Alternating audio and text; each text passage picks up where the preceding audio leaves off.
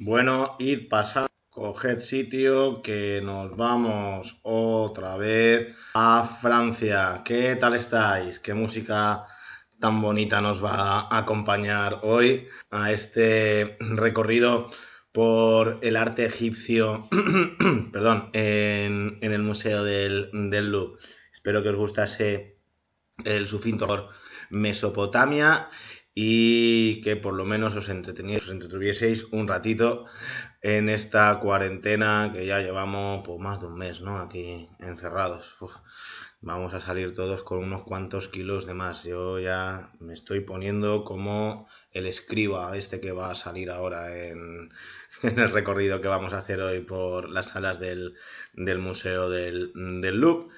Eh, Muchas gracias por los consejos. Muchos habéis opinado que mejor hacer el recorrido cronológico por todo el Louvre. Otros, aunque menos, habéis comentado que quizá variar para no ver tanta piedra o tanta antigüedad. Así que lo que voy a hacer es terminar con el arte egipcio en el Louvre. A lo mejor meto el griego también, pero luego lo que haré será, a medida que voy haciendo cronológicamente, introducir algún tema, digamos, más moderno, para no saciar, porque sí que es verdad que ver todo de golpe, todo el arte antiguo y luego pasar al medieval, a lo mejor acabamos un poco grises de tanta antigüedad, también para animar un poco. Así que lo haremos así, ¿no? Cronológico, pero salpicado con otras visitas a algo más moderno. Bueno, y eso esperando a ver si nos podemos ver algún día de estos, aunque tal y como están las cosas, complicado lo veo. Bueno, ir cogiendo sitio.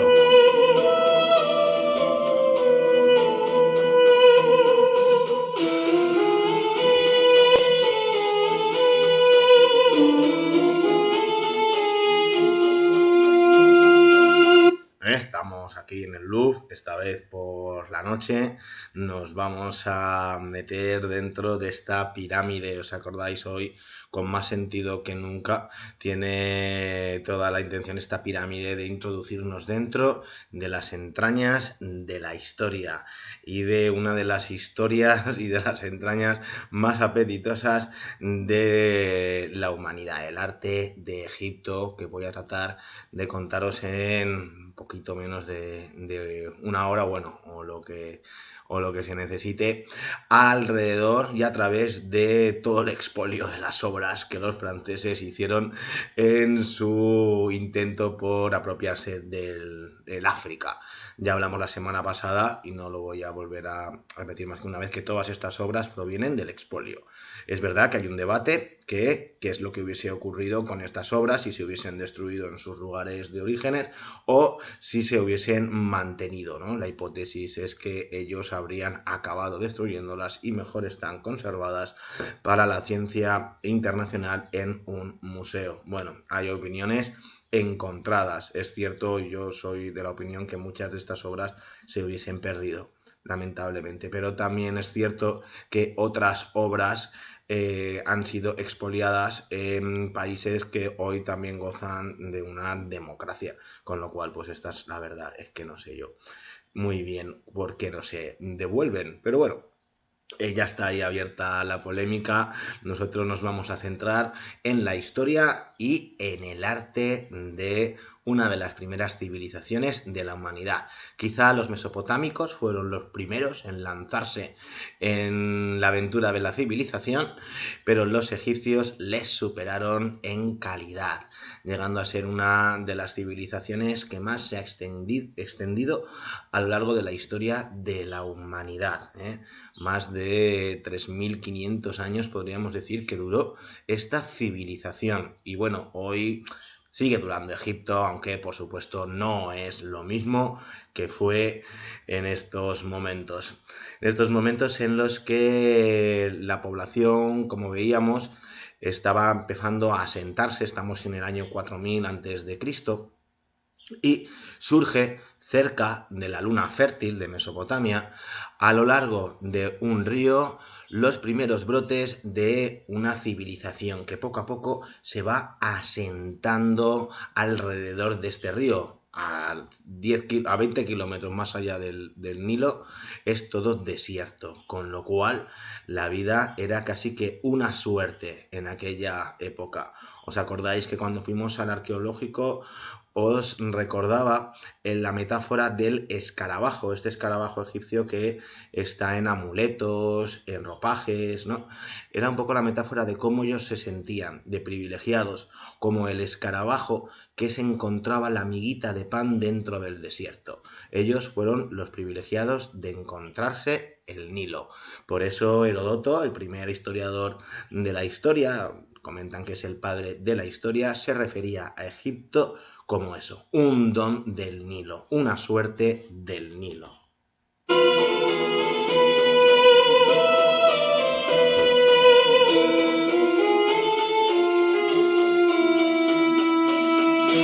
A ver, que se me ha disparado la musiquita, perdonad, ahora os contaré esta música tan bonita qué es lo que es. Bueno, pues justo lo que vamos a ver nosotros será de más allá cuando los egipcios ya empiezan a construir esos pergaminos, ¿no? Y a empezar a utilizar esta escritura jeroglífica más o menos 4000 años antes de nuestra era, en el cuarto milenio. Y llegaremos prácticamente hasta la desaparición de la cultura egipcia por su conquista romana.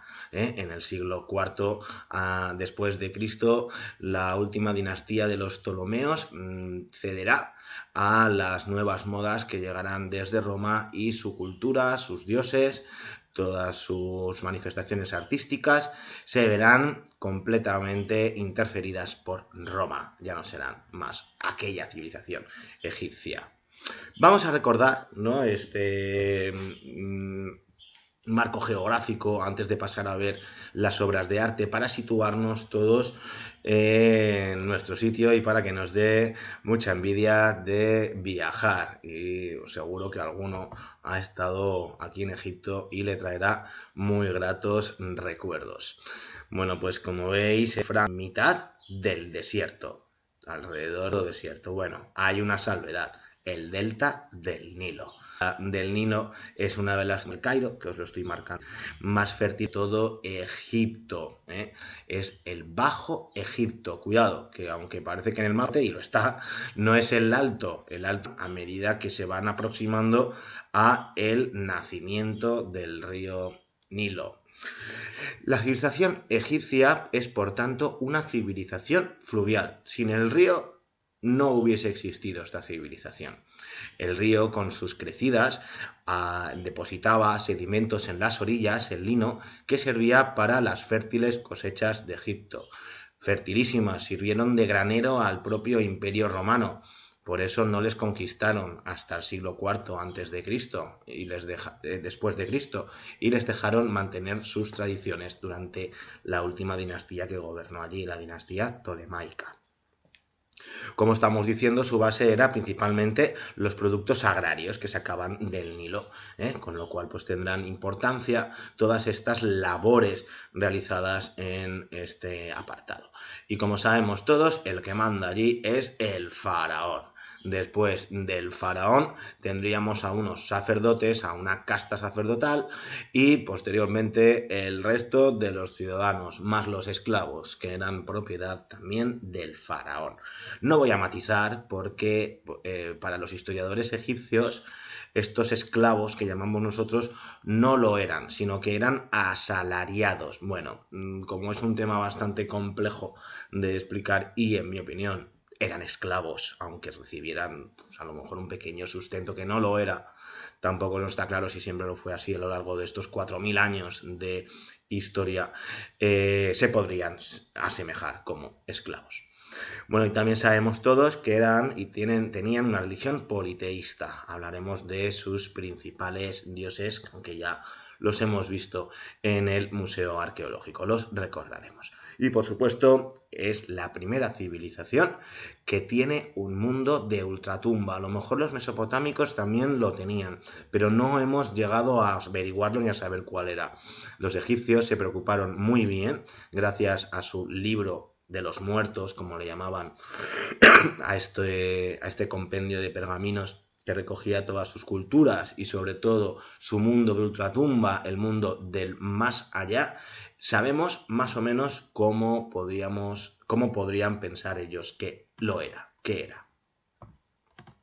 Bueno, pues fijaros, qué ganas, ¿verdad? De ir al Nilo, este maravilloso río de más de 7.000, bueno, no, 7.000 kilómetros creo que tiene de extensión. Y justo la canción que os estoy poniendo está dedicada al río Nilo. Es también una de las canciones más antiguas de la historia.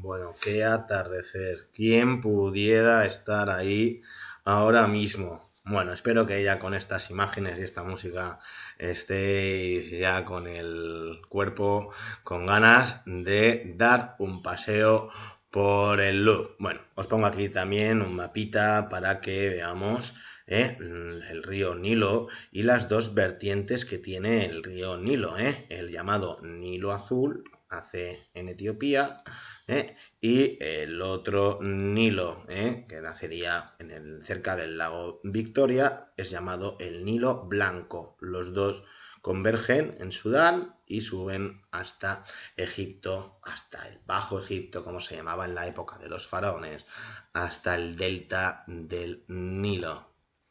Bueno, tampoco os quiero dar muchos datos, pero los egipcios, los primeros faraones que encontramos que consiguen dominar homogéneamente el poder, surgirían en el cuarto milenio antes de Cristo. Antes de este momento llamaríamos el periodo predinástico o el periodo arcaico de los egipcios. Bueno, arcaico no, perdón, predinástico, porque el arcaico vendría después de la primera unificación del rey Menes. El rey Menes, en el año 3100 a.C., unifica el Alto y el Bajo Egipto para crear uno de sus primeros periodos. Luego vendría el periodo antiguo, luego el periodo medio, luego el periodo nuevo, hasta el año 1100 a.C. En este momento serían atacados por los persas, luego por los griegos, luego por los macedonios y por último por los romanos, que les dejaron mantener su cultura, todas estas civilizaciones, hasta que definitivamente Roma en el siglo IV después de Cristo decidiera aculturizar a los egipcios, es decir, introducir sus dioses, su arte, su cultura, lo que hemos dicho.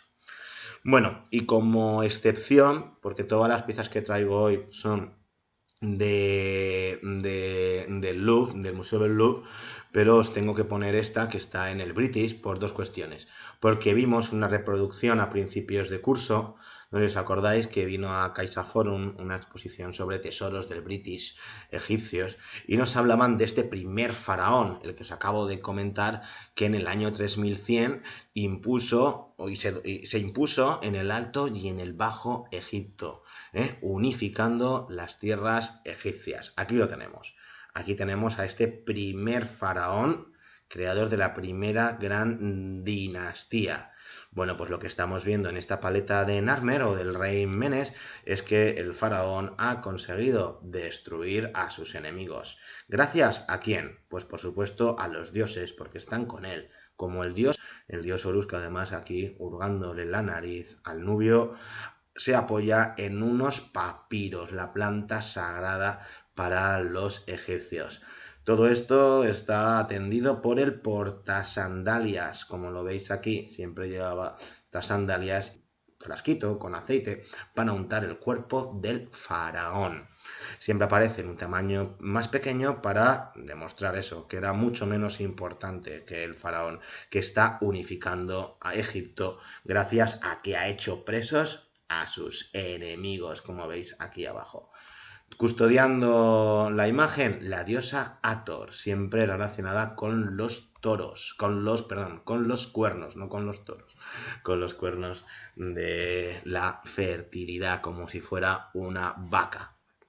En el otro lado de la paleta, en el anverso, volvemos a ver al emperador con el portasandalias, como estábamos comentando, los portaestantes y una cuna de pájaro con los enemigos dados y su cabeza entre los pies. Bueno, bastante sádico el asunto, porque aquí lo que iba en este arte era hacer propaganda política del faraón. El faraón ha sido capaz, es tan fuerte y poderoso, que en esta gran batalla consiguió unificar a las dos bestias que formaban parte el Alto y el Bajo Egipto. A los perdedores no les quedaría otra que ver cómo otra deidad, esta vez un toro, el toro Apis, termina con sus fortalezas y su como representa muralla y un dios terminando con estas ciudades. No solo es que cuente con gran poderío el faraón, sino que también... Pues vamos a repasar brevemente los principales dioses de la religión egipcia. Bueno, ya creo que los hemos comentado alguna vez. A ver si consigo poner esto en grande. En el Museo Arqueológico, y tampoco voy a extenderme demasiado, pero para recordarlo. Todo el mundo ya conoce a Ra, que es el dios del sol. Con los rayos del sol, pues crecen las cosechas. Es un dios, pues, de los más primitivos. Todas las civilizaciones posiblemente hayan tenido a este dios, que es el que domina, podría así decir, el Olimpo de los egipcios. Luego tenemos a Osiris, que es opuesto a Ra, es el dios en el mundo de los muertos, casi igual de importante, o más, no, más importante casi que el mundo de los vivos. Era el símbolo de la semilla que se introducía en la tierra y que por fin daba su fruto cuando resucitaba el difunto y vivía en el más allá, la vida de plenitud. Y luego tenemos a Isis, que era la luna, la opuesta, por así decir, ¿no?, al sol de Ra, pero que era tanto hermana como esposa de Osiris, no os lo perdáis.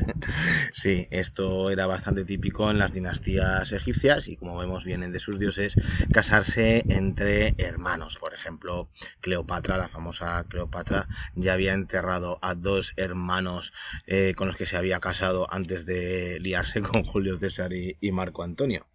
Bueno, pues Hathor también es la diosa que hemos visto con los cuernos, ¿no?, en forma de vaca. Es la diosa del amor, la alegría, la fecundidad. Estos dioses muchas veces tienen muchísimas posibilidades, ¿no?, muchísimas representaciones. Y luego tenemos al chacal, a Anubis, que es el que aparece siempre con la cabeza de chacal. Es el protector de la vida de la ultratumba, en las necrópolis. Además, también el faraón era considerado a sí mismo un dios. A veces uno en concreto, a veces uno propio, como él mismo. Bueno, pues aquí tenemos el típico sarcófago de los egipcios, ¿no?, para ver un poco los símbolos más importantes. Fijémonos en el tocado real o el nemes. Este nemes le daba la apariencia, pues, de este faraón. Era algo celestial, ¿no?, y además aparentaba lo que es la melena de los leones, el animal más fuerte de la selva. El buitre, aquí arriba, rematando esta melena. El buitre era el símbolo del Alto Egipto. Al lado la serpiente del Bajo. Luego tiene este cayado. El cayado le servía para simbolizar que era un buen pastor de las masas, del pueblo. El gobernante tenía que ser buen gobernante y también duro y poderoso, pero también misericordioso cuando tocaba. Para simbolizar la dureza de este gobernante, aquí está su látigo, su flagelo, ¿no? Con el que simbolizaba también su función de guía dentro de la sociedad. Y bueno, más o menos es eso, todos los elementos, incluyendo también la barbita esta tan coqueta que se ponían también como símbolo de divinidad. Bueno, pues ya vamos entrando dentro de estas salas del Louvre. Nos dan las bienvenidas, pues estas columnas tan bonitas, lo del loto en el capitel.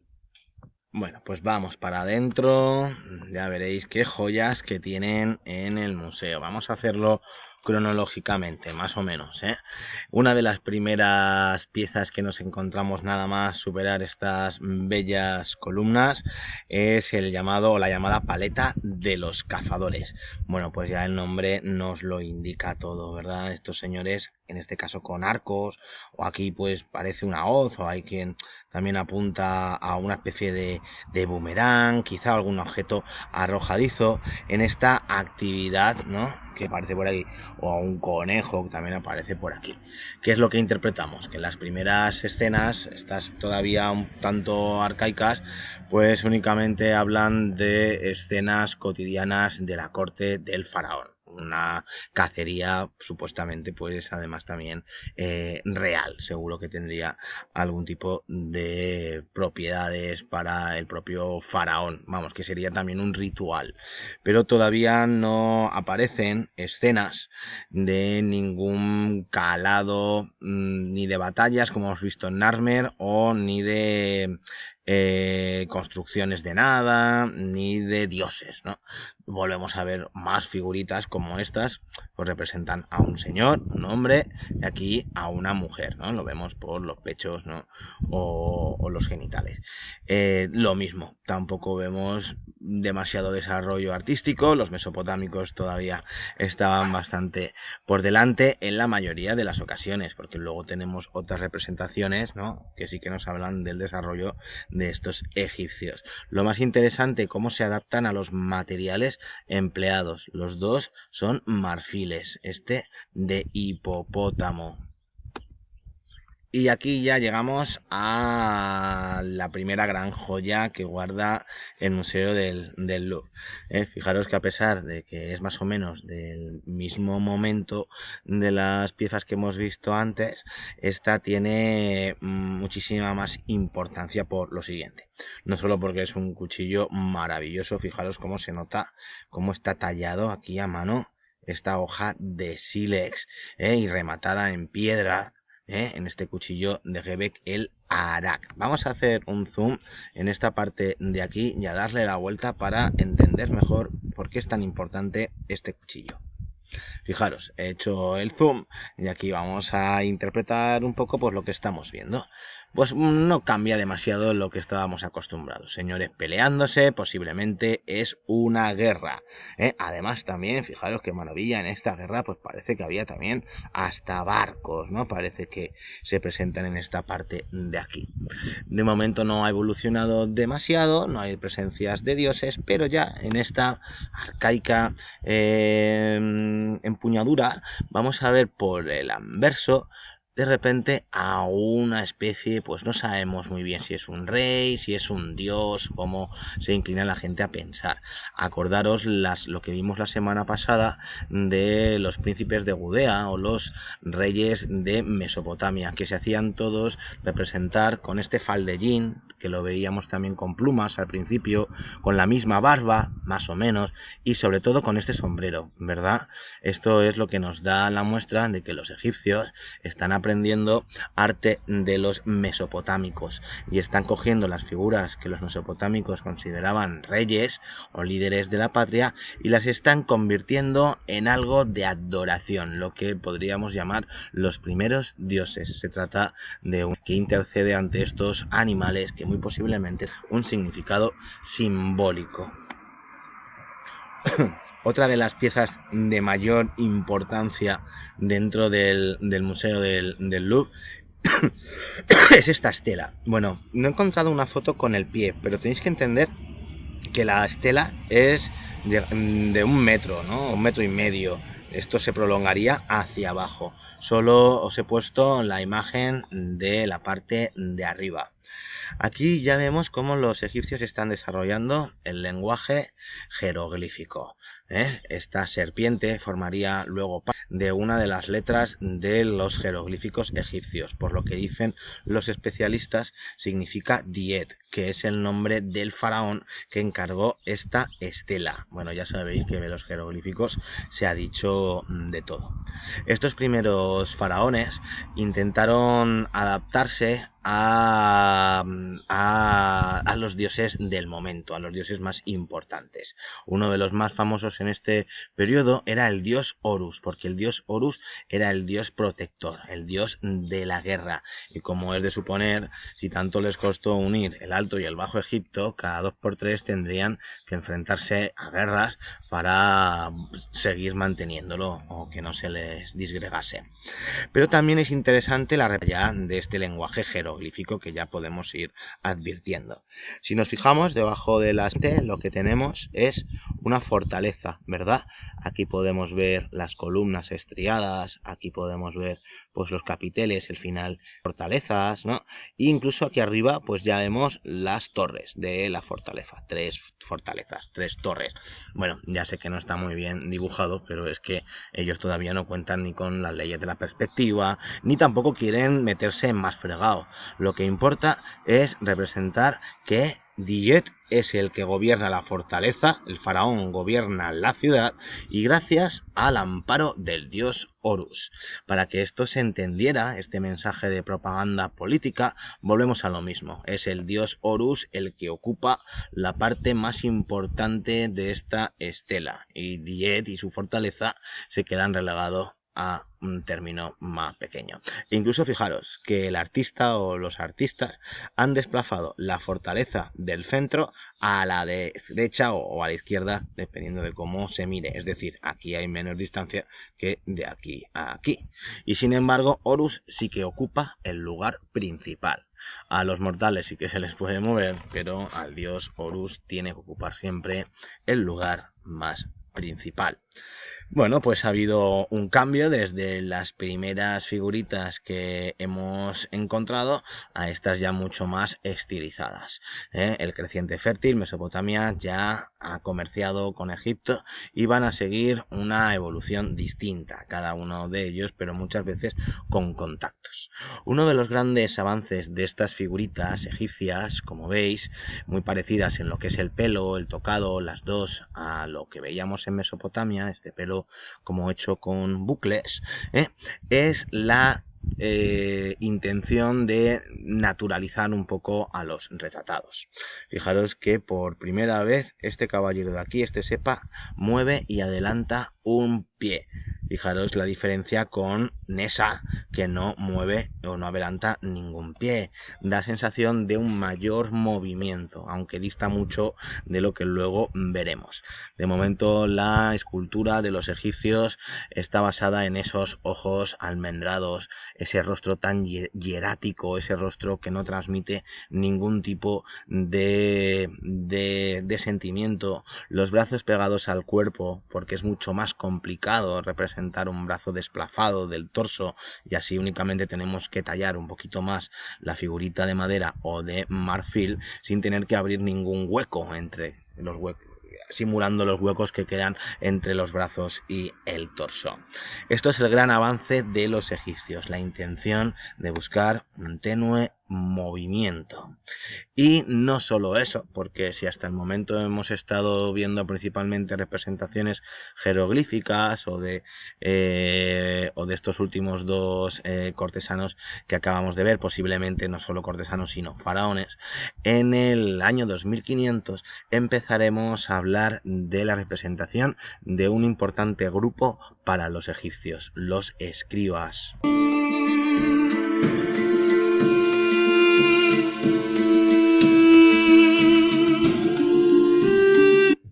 El mundo de los escribas, como estaba diciendo, y esta escultura representa un antes y un después en la jerarquizada sociedad egipcia.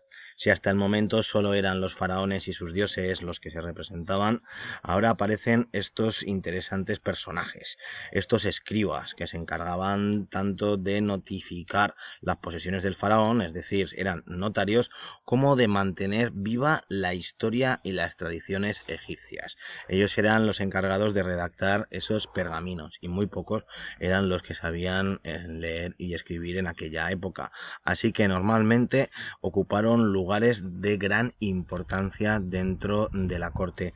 Llegaban a ser como válidos, llegaban a ser los verdaderos, no faraones, pero sí que actuaban como confidentes. Por eso la gran magnitud de representaciones de escribas que existen a lo largo del mundo egipcio. Este es sin duda el más famoso de todos los escribas del antiguo Egipto. Es verdad que el British Museum y el Museo del Cairo poseen las joyas más importantes del antiguo Egipto, pero el Louvre se mete gracias a esta pieza, este escriba sentado. ¿Por qué es tan importante? Bueno, pues ya hemos hablado de lo primero, de su ascenso en la escala social, pero también, por segundo, es fijaros en su cuerpo y en su posición. Hemos dejado de esas representaciones con los brazos pegados completamente al cuerpo, erguidos, totalmente hieráticos, a mostrar un poco de naturalidad. Es verdad que el rostro todavía es que no transmite nada, muy hierático, pero fijaros que tiene una pequeña sonrisita. Ahora os pondré más de cerca a este escriba. Y lo que es más importante todavía, en las otras figurillas que hemos visto eran todos delgaditos y musculosos, bueno, o al menos no transmitían su anatomía. Aquí sí que intentan transmitir la anatomía de este escriba y se está poniendo, pues como nosotros en la cuarentena, se está poniendo rollizo, por lo que vemos estos pliegues, ¿no? Que ven cómo se le está hinchando el pecho. ¿Qué es lo que está hablando aquí? Pues por un lado, la buena situación económica de la que gozaban los escribas, es lo que quiere transmitir este señor al hacerse esta escultura. Y por otro lado, que la escultura egipcia estaba abandonando los modelos idealizados, representar las cosas bonitas e idealizadas, hacia modelos más realistas, sin tener que disimular completamente la anatomía, los defectos y las virtudes de los representados. Y por último, también fijaros en la postura tan natural que tiene este escriba. Bueno, a lo mejor natural no para todos, porque poner así las piernas cruzadas de esta forma no es fácil para todos nosotros, pero para muchos sí que lo es, y era la forma que tenían ellos de escribir. Así querían pasar a la eternidad como esos importantes escribas, asesores del faraón y encargados de mantener viva la historia, la cultura y las tradiciones egipcias.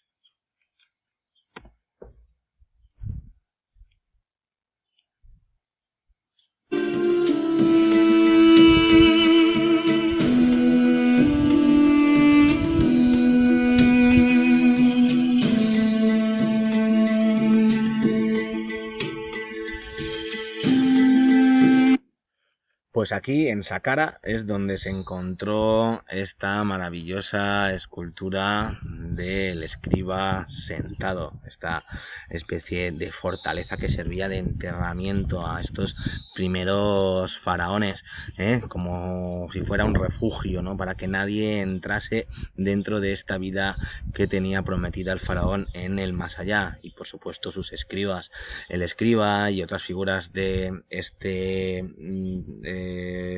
estilo se introducían dentro de la tumba del faraón para que cuando fuera al más allá resucitaran también con ellos. El faraón se llevaba a todos sus amiguetes, a todos sus cortesanos. Fijaros qué detalle, ¿no?, en este acto de escribir, ¿no?, qué lejos quedan esas otras figuritas y qué naturalidad. Y la mirada, o la reconstrucción de este escriba, como podría ser, ¿eh? Y la mirada, como digo, esa mirada penetrante, ¿no?, ese cristal de roca, con esos tonos azulados que le dan ese enigma, ¿no?, en la mirada de este escriba. Y ahora sí que vemos perfectamente del escriba que parece romper un poco el hieratismo que domina su expresión. Bueno, pues abandonamos al escriba, aunque veremos a un par de escribas más, y vemos otra de las grandes piezas del Museo del Louvre, en esta ocasión por su tamaño. Es una de las esfinges más grandes conservadas fuera de Egipto, hecha en este material granito con toques rosados, ¿no?, que le dan este aspecto bello a la vez que temido. A nosotros nos gusta, pero en aquella época sabéis que se colocaban en las entradas de las tumbas para proteger a el faraón que estaba allí enterrado. Por eso tenían este aspecto, ¿no?, entre hombres y animales, del 2600 antes de Cristo.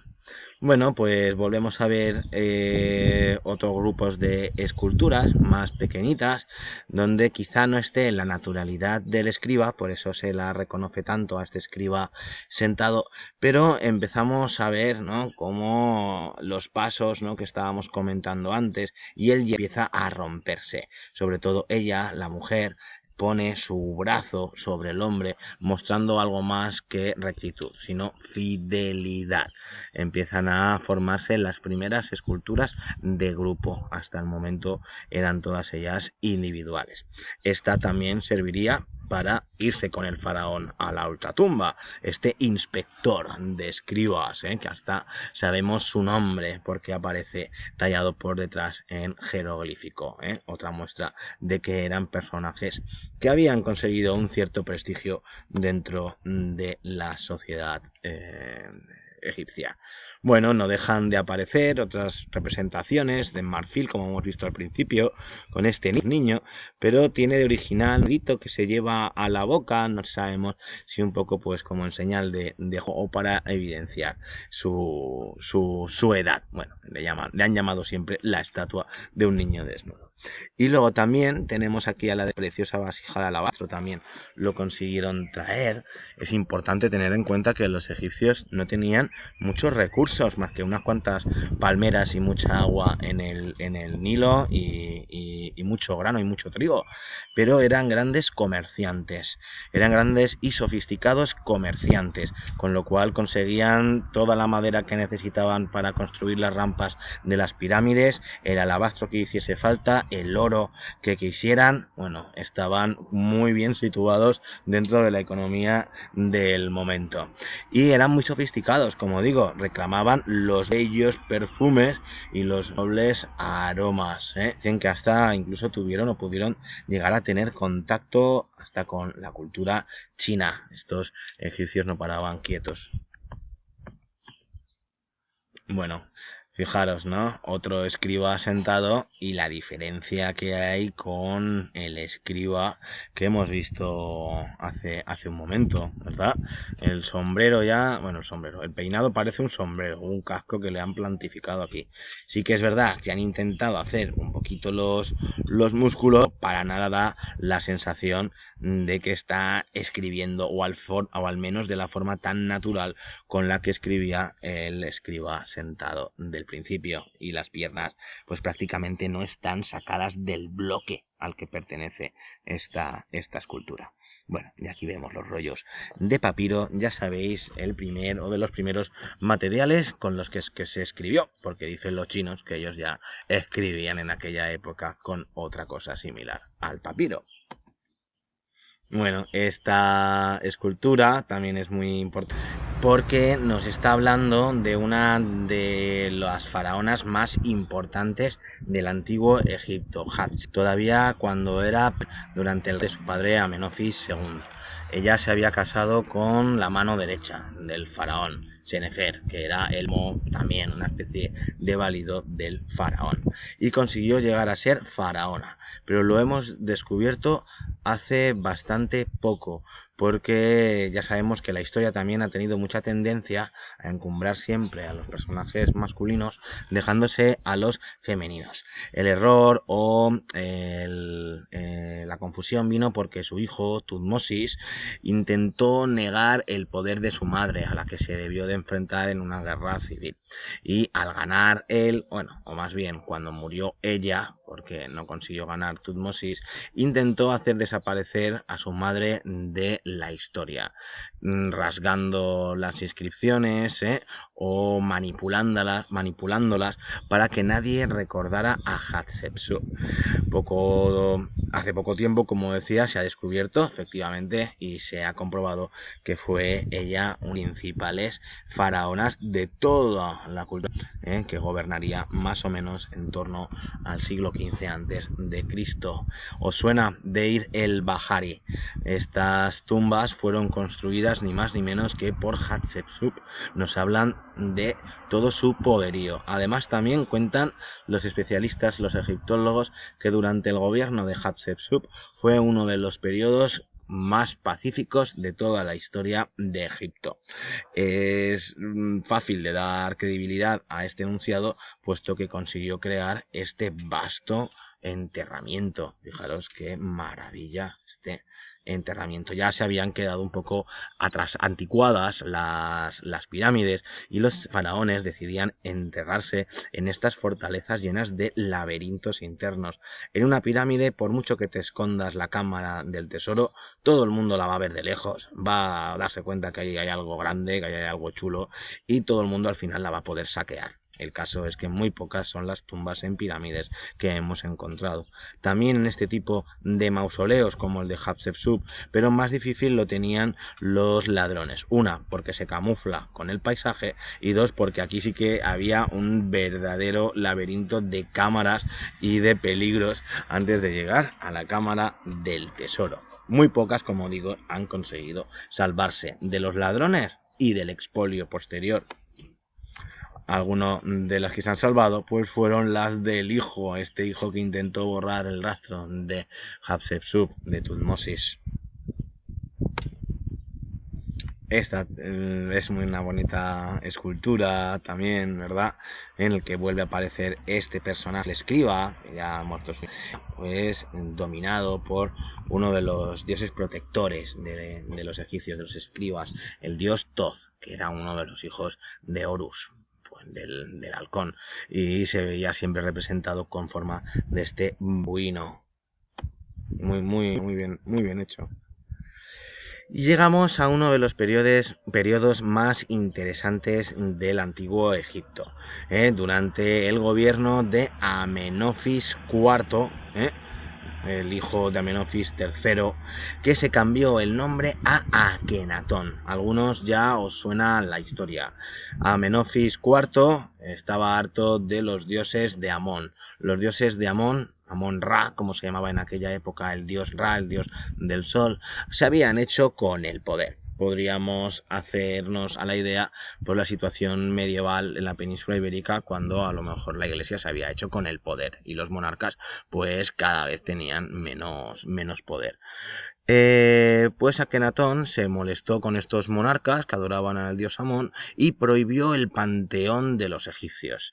Convirtió la religión politeísta egipcia en una religión monoteísta, donde solo existiría un dios, Atón. Está considerada una de las primeras religiones monoteístas que existieron en la humanidad. Ya sabéis que los judíos hablan de que la suya pues nació en tiempos pues, prácticamente remotos, si seguimos la Biblia. Lo importante es que Akenatón quiso cambiarlo todo para quitarles el poder a los dioses, a los monjes de Amón, a los sacerdotes de Amón, Amón, los nobles de aquella época.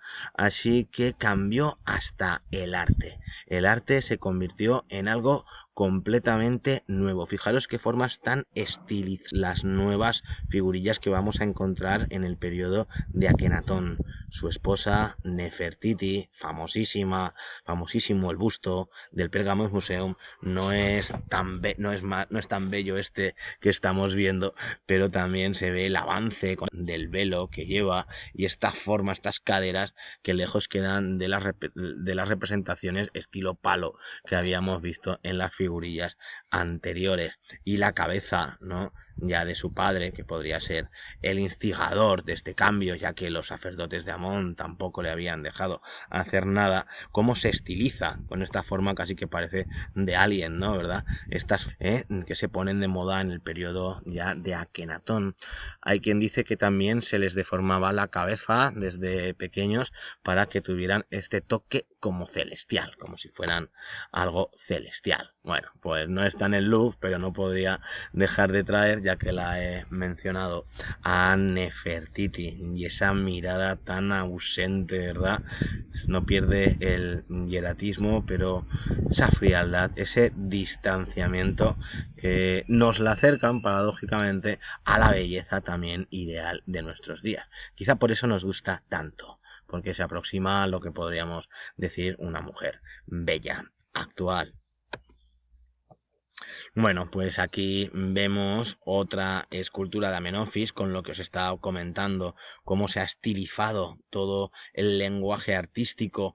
Son rostros más manieristas, dicen, ¿no? Porque fijaros los labios que grandes, los pómulos, los ojos son mucho más rasgados. Era el tipo de retrato que se impuso en aquella época, aunque no siempre se llegaba a este resultado. Fíjate, otra pareja también atribuye a Akenatón y Nefertiti. No tiene la gracia que las otras esculturas tienen, pero sí un desarrollo de las vestiduras, de los pliegues, incluso de la nasta, se dan la mano los que abren paso moviéndose, ¿no? Este movimiento al que querían dotar a sus esculturas. Bueno, y aquí, como os comentaba, era también muy valorada la actividad de todos estos segadores con el trigo, en el Nilo, y se recoge en multitud de pergaminos y de maderas, de tablas. En esta ocasión, esto está pintado al fresco, es una pintura mural, y fijaros la forma tan divertida de los egipcios de representar a las figuras. Bueno, pues aquí el ojo de frente, ¿verdad? La cabeza vista de perfil, el nuevo de frente, vistas de perfil, para darnos sensación de movimiento, dicen unos, o para simular que hay una zona delante, atrás. Fijaros que se repite el mismo perfilado detrás del cuerpo del primer segador. Se recogen muchísimos de estas pinturas, sobre todo las que nos han quedado, porque como vimos la semana pasada, muchas de ellas se han perdido. No solo de actividades de trabajadores, no solo pinturas, mejor dicho, sino que también los egipcios trabajaron la orfebrería de una forma maravillosa. No me puedo extender demasiado con la orfebrería. El Louvre tiene unas muestras de joyas maravillosas, pero esta es la más famosa del Museo del Louvre, el anillo de los caballos, encontrado en la tumba de Ramsés II. Y qué mejor para hablar de este importante faraón, Ramsés II, que otra canción encontrada de aquella época dedicada a este faraón.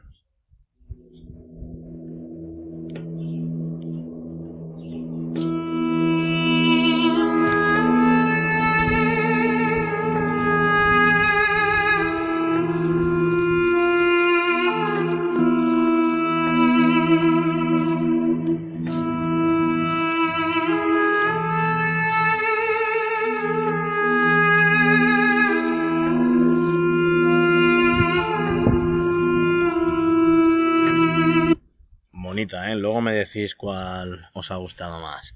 No, pues volvemos. Es verdad que ya vimos en Mesopotamia que habían sido uno de los animales representados desde más antiguo, podríamos decir, ¿no? Y este anillo fue encontrado, como decía, en la tumba de Ramsés II, que fue una de las pocas que ha llegado hasta nuestros días, o al menos su momia que estaba dentro de Abu Simbel. Fijaros lo que estábamos comentando antes con el cambio de moda de los enterramientos. Cada vez estarían más disimuladas, como en este caso ya directamente incrustada dentro de la propia roca y con unas figuras cada vez de mayor tamaño. Estos cuatro colosos, ¿verdad?, que protegen a Usimbe van a los posibles ladrones. Bueno, no sé yo si a vosotros os asustarían mucho, pero bueno, parece ser que en aquella época algo funcionaron, aunque no demasiado, porque luego las saquearon todas, y siempre pues con la presencia a dioses menores o a la familia de este importante faraón Ramsés II. Fijaros, ya volvemos al Louvre, porque dentro de este enterramiento, pues ya sabéis que encontraríamos la cámara del tesoro con el sarcófago del faraón, y en una estancia pues cercana, o incluso a veces en la misma estancia, encontrábamos los llamados vasos canopes o los vasos canopos. Estos vasos servían para introducir las vísceras y otras cosas no muy agradables del difunto. Se les solía poner tapas con las caras de los dioses para que fueran también protegidos, puesto que el faraón los iba a necesitar en el más allá. Y sí, si os lo estáis preguntando, encontramos los restos de Ramsés II. Ahí estaba, o lo que quedaban de sus restos. Lo que más quedaba era su cuerpo, su momia. Y se descubrió que Ramsés II era pelirrojo. Bueno, al menos habían llegado rojos los pocos pelos que le quedaban a Ramsés. El bueno de Ramsés, recordarlo así con lo gran faraón que fue, tan delgadito. En algo parecido a esto debieron de encontrar el sarcófago con Ramsés. Este pertenece ya a un sucesor, a Ramsés III, pero más o menos nos sirve para hacernos a la idea de lo que costaba también asaltar a estos sepulcros, ¿no? Era un verdadero reto. Y también lo maravilloso que debía de ser, siendo ladrón o explorador, encontrarte de repente con la galería que tenía la Cámara del Tesoro. En la Cámara del Tesoro principalmente se representaban los pasajes del libro de los muertos. Ya sabéis, el difunto cuando moría, su alma era pesada, o mejor dicho, su corazón, mejor dicho, era pesado y una pluma a su lado. Si el corazón pesaba más que la pluma, es que no había ofrendado bien a los dioses y que no era digno de ir al más allá. No solía ocurrir, o al menos no lo hemos encontrado representado también, obviamente. Si conseguía superar ese paso, era presentado ya en el mundo de ultratumba y se iba en un barco como pasárselo pipa en este mundo que, como ninguno ha vuelto, pues no nos ha contado exactamente cómo era. El caso es que ellos estaban convencidos de que existía y un enterramiento era toda una alegría para el personal de la época. Se despedían. Bueno, y una cancioncita dedicada a este más allá, Osiris.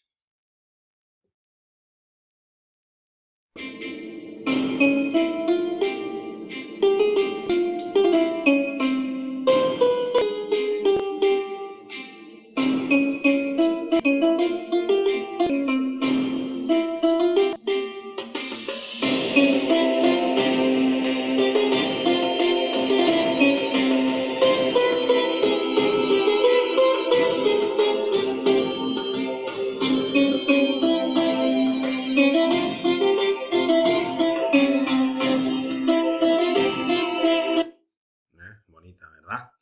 Bueno, pues ahora hablaremos del mundo de los muertos, pero En esta salita del Louvre hay una escultura muy interesante que es esta Isis amamantando a su hijo Horus.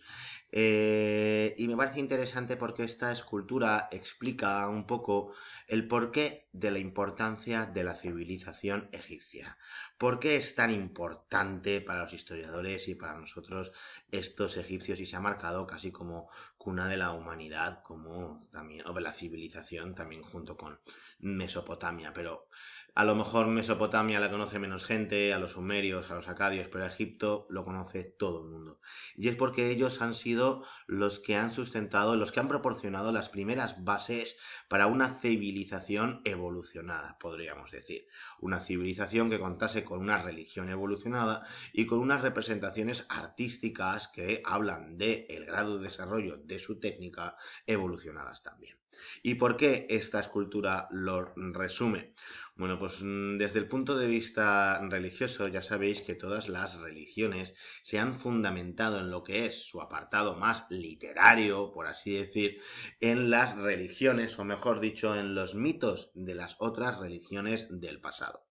Los griegos no descubrieron toda su mitología ellos un día, pegándole un golpe a una piedra, sino que bebieron de los egipcios para crear sus mitos, sus dioses y su propia cultura. También la religión cristiana bebió de los griegos, que a su vez bebían de los egipcios y los romanos. Bueno, todo el mundo bebía de la civilización que había estado anteriormente, tanto artísticamente como religiosamente. ¿Y por qué digo que esta escultura nos habla de eso? Pues fijaros, ¿no? Aparte de que también nos está hablando de una actitud muy normal, como es la de amamantar a un niño, en todas las sociedades ha ocurrido, los griegos reinventaron y reutilizaron este mito tan conocido y tan representado en la estatuaria egipcia, Horus siendo amamantado por su madre Isis, en otro mito famosísimo dentro de los griegos. Efectivamente, es el mito de Hércules y la formación de la Vía Láctea.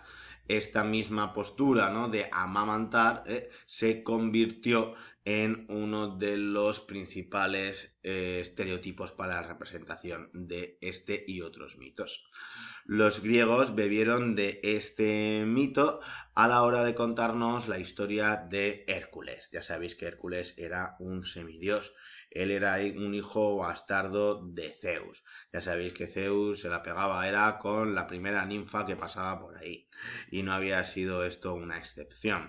Pero con este niño pues había encaprichado Zeus, se ve que habría salido a él, y decidió sacarlo del mundo de los mortales, engañar a Hera, a su esposa, decirle que era su hijo. Lo que pasa es que tiene tanto que ya ni se acordaba de este, y que le siguiera amamantando.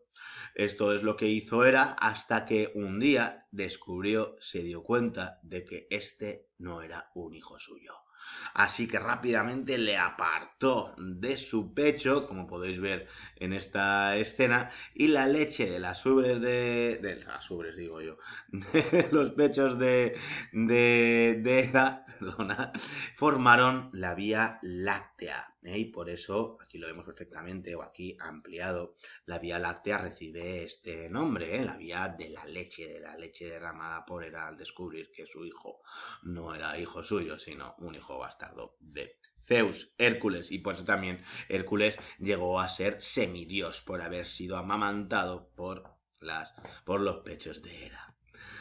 Y efectivamente los cristianos también bebieron de los mitos de los griegos, que a su vez bebían de los mitos de los egipcios, a saber de quiénes bebían los egipcios.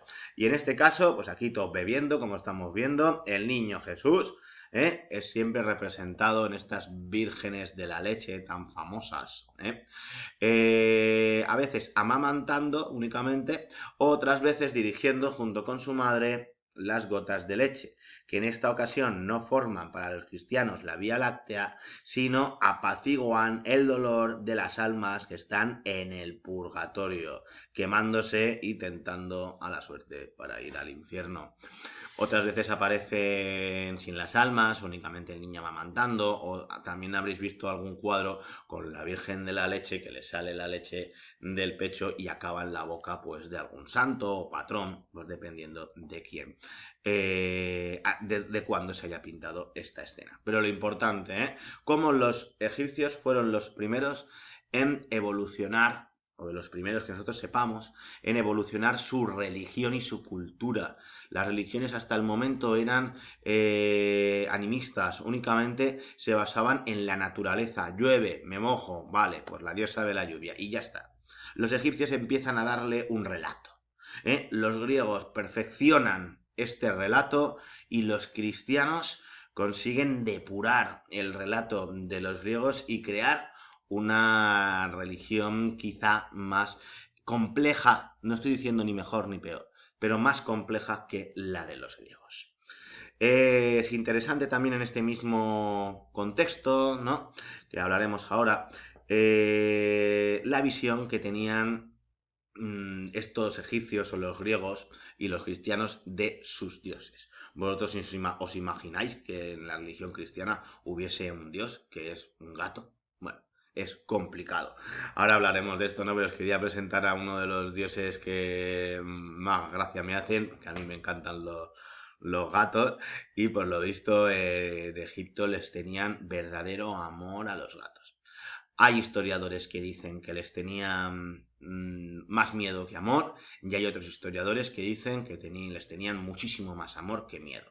Yo creo que dependiendo de las épocas, porque es que estamos hablando de una franja de tiempo de 3000 años.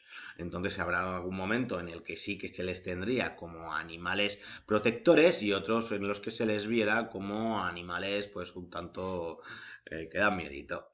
La diosa Bastet era un dios doméstico, que se decía, no era uno de los dioses principales que se habían encargado de formar el universo, sino que era un dios protector doméstico. Y poco a poco fue introduciendo dentro de estas protecciones pues otras nuevas labores como protección de el más allá, del mundo del más allá. Fijaros que son unos gatos muy típicos, muy característicos, perdón. Los gatos egipcios son una raza muy bonita, en mi opinión, aunque hay quienes les da tirria con estas orejitas que parecen más bien murciélagos, ¿no? Y aquí lo vemos una representación completamente naturalista de la diosa Bastet, con el escarabajito, el escarabeo. En la semana pasada, no, en la primera parte de este vídeo. Y en el pectoral tallado también pues la representación de un felino. Aquí en lenguaje jeroglífico, en el pedestal, aparece su nombre, la diosa Bastet, de dios doméstico a dios multiusos polivalente. Aquí la tenemos preparada para irse a hacer la compra. Ya sabéis que en aquella época los dioses egipcios eran humanos, podríamos decir. Tenían las mismas virtudes y defectos que lo que podría tener un ser humano. Los griegos también, y por eso personalizaban a sus dioses, como en este caso la diosa Bastet, pues aquí parece una ama de casa de la época. Bueno, más que ama de casa, yo la veo muy emperifollada y con este bolsito tan mono, yo creo que se va a ir con las amigas a echar una cervecita. Bueno, no, un cóctel le pega más a la diosa Bastet. Muy divertida esta representación. ¿Os imagináis a los dioses cristianos siendo tan humanos, verdad? Es la diferencia principal que existe, ¿no?, en esta evolución que toma el cristianismo con respecto a la religión griega y a la egipcia. Fijaros Zeus lo que era, un tío que se pasaba todo el día engañando a su esposa, y tenía tentaciones, era lujurioso, le podía la gula, como a muchos otros dioses, como Baco, que le perdía el vino. ¿Y os imagináis a Jesucristo perdido por el vino? Efectivamente, no. O a Dios, al Dios cristiano, engañando a su esposa. Bueno, no tiene esposa, pero lo que fuera. O a José, engañando a la Virgen María, ¿no? Imposible. Por eso la religión cristiana, más allá de que, no estoy diciendo ni que sea peor o mejor, quede claro, es una evolución más, un paso más hacia una nueva religiosidad. Bueno, tanto les gustaban los gatos que se enterraban con ellos. Y esto también es posiblemente una tradición que empezaría con los egipcios, con los romanos. Veríamos en los sepulcros, pues a veces algún animal, lo que no tenemos es claro que si era de compañía. Pero ya en la época medieval cristiana ya vemos muchos sepulcros con muchas, sobre todo mujeres nobles, que se hacen enterrar con su animal de compañía en los pies. Esculpidos, no momificados como hacían los egipcios, aunque seguro que había alguno que embalsamaba a su animal doméstico y se enterraba con él. Incluso actualmente se sigue haciendo. Acordaros cuando fuimos a ver el cementerio de la Almudena, que nos encontramos un par de tumbas actuales con el animal de compañía esculpido a los pies de la tumba. Bueno, esta diosa Bastet, y también otro de los dioses principales de los egipcios, Apis, no confundirlo con el tomate frito. El dios Apis era el dios de la fertilidad y de la abundancia, un toro, ¿verdad? Se asemeja mucho. Estos productos de las primeras religiones animistas, ¿no? Que bebían mucho de la naturaleza y posteriormente el siguiente paso son los animales, dentro de esta naturaleza. Por eso los egipcios también tenían tantas representaciones en forma de animal de sus dioses, como era el caso también de Horus, que ya hemos hablado, uno de los principales protectores de los faraones. Fijaros qué diferencia hay entre la estela del rey serpiente que hemos visto al principio, que aparecía Horus arriba en el centro y luego la fortaleza con una serpiente que simulaba pues a Yet, este faraón. Ahora ya aparece el faraón propiamente dicho, ¿no? Pero el modelo es el mismo, Horus protegiendo la grandeza del faraón. Bueno, fijaros el toro, qué importancia ha tenido en todas las civilizaciones y en todas las culturas, desde Creta, Mesopotamia, ahora Egipto. Recordar que también en todos los años los faraones hacían lo que se llamaba el festival o el ritual de la sed, en el que se enfrentaba contra un toro para demostrar que seguía siendo fuerte y vigoroso delante de toda la población. Además también decían que al vencerlo el faraón se recargaba del poder que tenía el toro. Bueno, pues fijaros, ¿no? El toro y el mundo de los toros que llega hasta hoy con polémica, pero anda que no es importante en la cultura española, la francesa o la latinoamericana, uno de los primeros animales sagrados. Y también estamos viendo, sobre todo en esta escultura, cómo poco a poco estas formas egipcias, sobre todo quiero que os fijéis en la cara, se están dulcificando y están evolucionando. Para entendernos, están mucho mejor hechas que las de antes. ¿Por qué? Porque ahora vemos esta influencia de este mundo grecolatino, que convive en las últimas dinastías de los egipcios y que, a pesar de no cambiar su cultura religiosa ni sus dioses, introducen nuevas formas artísticas en sus representaciones. Fijaros, ¿no? Como la carita pues ya parece más una escultura de los romanos, que de estas primeras esculturas que hemos visto, la Esfinge de Tutmosis III o cualquiera, o incluso el escriba, ¿no? Que lejos ha quedado. ¿Y cómo ha sido posible que se introdujeran estas formas grecolatinas dentro del mundo egipcio? Bueno, pues lo tenéis claro, le ha pegado una llamadita con ese teléfono aquí Cleopatra a algún griego y le ha pedido consejo. No. En el siglo IV, en el siglo V antes de Cristo, de los últimos coletazos de la civilización griega, los macedonios conquistaron Egipto y todavía más. El bueno de Alejandro Magno consiguió en menos de 30 años hacerse con la mitad del mundo.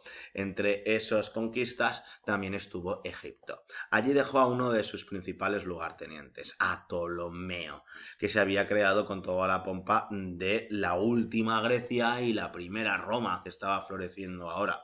Así Así que él se introdujo en la cultura egipcia como si fuera un egipcio más, cambiando la dinastía por la tolemaica, pero manteniendo las tradiciones dinásticas, culturales y religiosas que los egipcios habían tenido.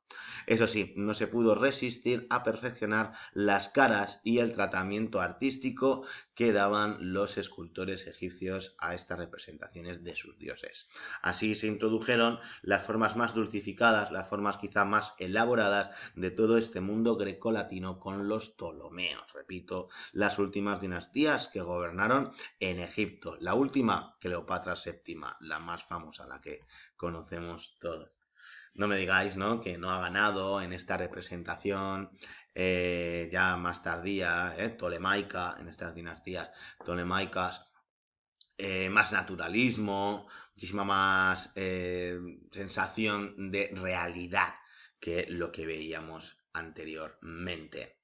Todas las caras están perfectamente talladas y vemos cómo esta sonrisita del escriba que veíamos antes tenuemente ahora está perfeccionada y mejor tratada, no solo en estas esculturas, sino en las maravillosas pinturas de las momias de Fayum, uno de los pocos restos que nos quedan de la pintura en Egipto y en la antigüedad. Hemos comentado que por una razón lógica, al estar las pinturas hechas con materiales orgánicos y pintados las pinturas sobre también un papel o una tabla o algún material orgánico, se han perdido.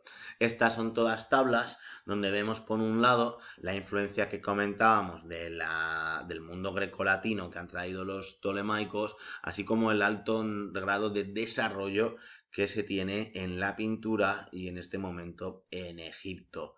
Además, también vemos cómo en las pinturas sí que se busca la naturalidad y no la idealización. En las pinturas uno se quiere representar tal y como es, para que se le recuerde o para que le sepan identificar cuando lleguen al más allá y no se vayan a confundir con otro. Por eso estas representaciones, estas pinturas aparecen siempre cubriendo la cara de las momias de los sepulcros que hemos encontrado. Fijaros qué maravilla. Vamos, yo soy incapaz de dibujar esto y muchísimo menos. Esto podría ser perfectamente una de un artista actual. Esta quizá es la más egipcia, entenderme por estos ojos tan grandes, esta nariz, pero no me digáis que no es bonita. Cuando los artistas del siglo XIX, principios del siglo XX, intentaron abandonar la enseñanza académica de sus escuelas, se refugiaron en las pinturas de la antigüedad, en esta, ¿no? Y por eso podemos ver aquí esas narices de Cézanne y esos ojos casi que picasianos, ¿verdad?, que luego aparecerán ya en el siglo XX. ¿Y qué me decís de esta otra momia? Qué naturalidad, qué actualidad, ¿verdad?, en el retrato de estas momias de Fayum, una verdadera joya. Qué lejos ha quedado estas primeras representaciones de figurillas de faraones y de escribas. Bueno, aquí os he puesto pues cómo deberían de estar, ¿no?, estas tablas. Normalmente son tablas, aunque a veces suelen ser sudarios, telas sobre los que se pintan estas caras completamente realistas, ¿verdad? Además vemos aquí la influencia grecolatina no solo en lo bien realizado que está, sino en la corona de laurel, ¿no?, que le han plantado como a los emperadores griegos y romanos. Fijaros al nivel al que lleva el perfeccionamiento de este lenguaje naturalista, este lenguaje que va hacia o tiende hacia la realidad en esta representación de Ammonius. Fijaros que le han puesto la papada y no le han disimulado las orejas de soplillo por las que seguro fue él conocido y quiere que se le reconozca.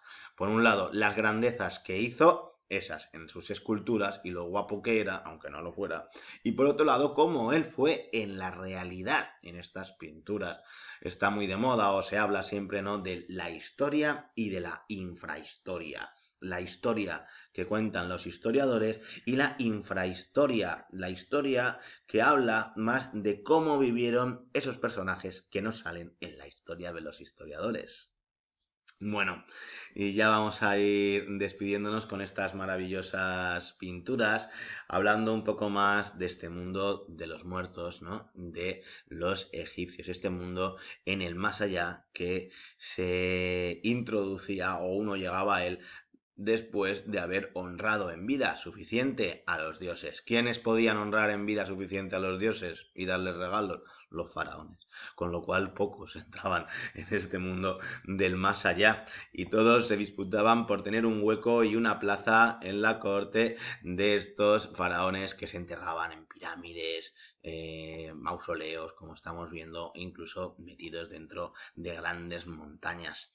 En el libro de los muertos o en el libro de las respiraciones que estamos viendo del Louvre, del Museo Louvre, nos hablan de cómo era este proceso. Ya hemos visto cómo el faraón, aquí representado con este cuerpo rojo, era llevado ante el chacal, ante Anubis, que es el dios que representa el paso entre la vida y la muerte. Bueno, fijaros, esto es un chacal, pero está un poco mal representado. Ante él se hacía un juicio en el que se pesaba el corazón del faraón con una pluma. Si el corazón era más ligero o igual que la pluma, es que lo había honrado suficientemente a los dioses, entonces iba a este mundo de los difuntos. Si no, pues segunda oportunidad o se quedaba en el limbo. Normalmente iban todos los faraones a este más allá.